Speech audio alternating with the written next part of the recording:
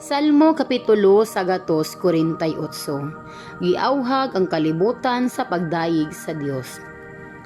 Dayga ang Ginoo, dayga ang Ginoo diha sa kalangitan, kamong nagpuyo diha sa kahitasan. Dayga ninyo siya, kamong mga anghel niya, dayga ninyo siya, kamong tanang langitnong panon niya. Dayga ninyo siya o adlaw ug bulan, dayga ninyo siya o masigang kabituunan. Dayga ninyo siya o kinahabugang mga langit, ingon man kamong katubigan ibabaw sa langit. Silang tanan angay nga magdayeg sa ngalan sa Ginoo, kay mimando lamang siya og nangahimo sila. Pinaagi sa iyang mando, gipahimutang niya sila o sa ilang tagsa-tagsa kadapit, dili na sila mabalhin sa ilang nahimutangan hangtod sa kahangturan.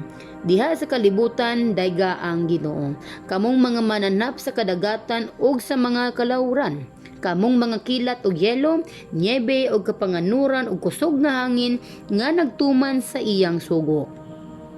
Dayga ninyo siya, kabungturan ug kabukiran, mga prutasan ug mga sidro, kanang mananap nga ihalas ug dili ihalas, mga mananap nga nagkamang ug mga kalanggaman.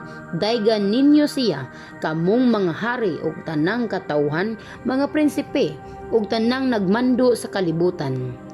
Mga batanong lalaki o babayi, mga tigulang o kabataan, silang tanan angay nga magdayeg sa ngalan sa Ginoo, kay ang iyang ngalan labaw sa tanan, ang iyang himaya saylo sa yuta o sa langit, gihimo niyang lig-on ang iyang nasod, busa daygon siya sa tanang niyang katawhan, ang katawhan sa Israel nga pinangga niya kaayo.